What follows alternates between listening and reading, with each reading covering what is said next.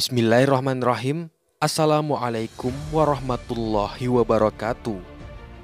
Imam Al-Iz bin Abdus Salam yang mendapat julukan Rajanya Ulama atau Sultanul Ulama menjelaskan secara spiritual dalam Maqasid Al-Ibadah bahwa kalimat At-Tahiyat, Al-Mubarakat, As-Salawat, At-Tayyibat Lillah dan Asyhadu alla ilaha illallah berhubungan dengan Allah. Kalimat Assalamu alaika ayuhan nabiyyu wa rahmatullahi wabarakatuh dan asyhadu anna Muhammadar Rasulullah berhubungan dengan Rasulullah Shallallahu alaihi wasallam.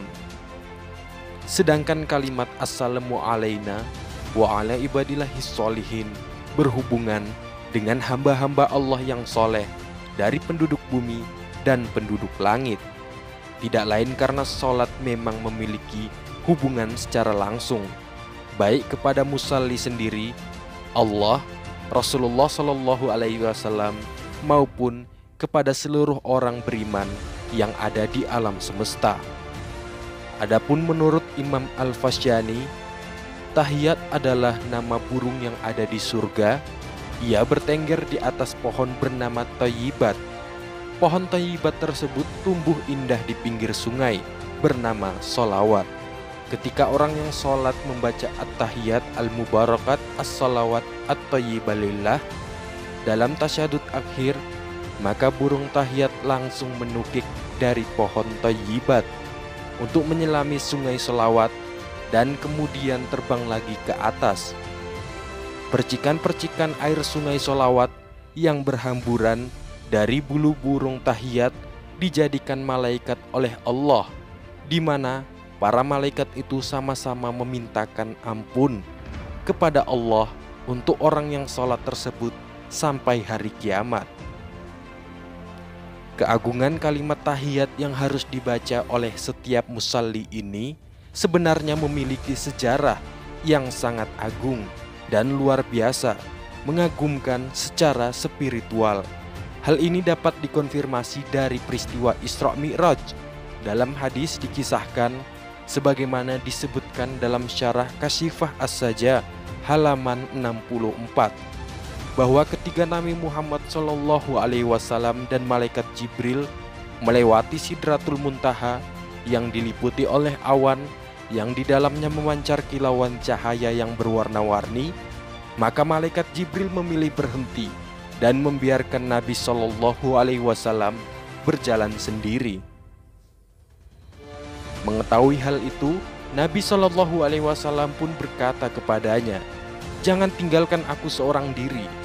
Malaikat Jibril menjawab, "Tidak ada daya dan kekuatan bagi kami, sebab Allah memiliki tempat tertentu dan khusus yang tidak bisa kami lalui." Nabi Shallallahu alaihi wasallam berkata lagi, "Ayo, kita jalan lagi bersama-sama, meskipun hanya setapak demi setapak." Malaikat Jibril pun akhirnya berjalan bersama Nabi Shallallahu alaihi wasallam. Setapak demi setapak, tak lama kemudian, malaikat Jibril hampir saja terbakar oleh pancaran cahaya, keagungan, dan kemuliaan. Dia pun tiba-tiba mengecil seperti burung pipit dan menjadi lemah.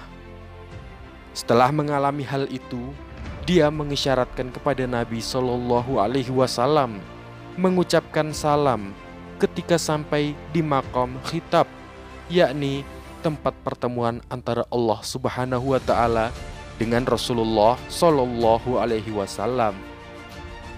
Ketika Nabi Shallallahu alaihi wasallam sampai di maqam khitab, beliau langsung memanggil salam seraya berkata, "At-Tahiyat, Al-Mubarakat, As-Salawat, At-Tayyibah Lillah." Seluruh kehormatan, keberkahan, rahmat, dan kebaikan adalah sepenuhnya milik Allah. Allah Subhanahu wa taala langsung menjawab salam Nabi Shallallahu alaihi wasallam tersebut dengan berkata, "Assalamu alaika ayyuhan nabiyyu wa rahmatullahi wabarakatuh." Kesejahteraan, kasih sayang, dan keberkahan Allah untukmu, wahai Nabi. Mendengar jawaban Allah Subhanahu wa taala itu, Nabi Shallallahu alaihi wasallam ingin hamba-hamba Allah yang soleh mendapat bagian dari pertemuan agung tersebut seraya berkata, "Assalamu alaina wa ala ibadillahi sholihin." Kesejahteraan atas kami dan hamba-hamba Allah yang soleh. Mendengar percakapan agung tersebut, seluruh penghuni langit dan bumi sama-sama bersaksi seraya berkata, "Asyhadu alla ilaha illallah wa asyhadu anna Muhammadar Rasulullah." Aku bersaksi bahwa tiada Tuhan selain Allah, dan aku bersaksi Muhammad adalah utusan Allah. Menurut Imam An-Nawawi Al-Jawi, Rasulullah Shallallahu Alaihi Wasallam bisa sampai ke makam khitab tanpa adanya rintangan dan halangan tertentu karena memang Allah telah menghendakinya. Allah telah memberikan kekuatan dan kesiapan secara khusus kepada beliau, berbeda dengan malaikat Jibril yang memang tidak diberikan kekuatan dan kesiapan, sehingga dia terhalang dan tidak bisa sampai ke makam khitab. Dalam pertemuan agung tersebut, menurut Imam Ad-Dibai dalam Maulid Ad-Dibai halaman 19, Rasulullah Shallallahu Alaihi Wasallam menatap secara langsung keindahan Allah yang maha indah dan tidak dihalangi oleh tirai atau kain yang paling tipis sekalipun. Wallahu alam bishawab.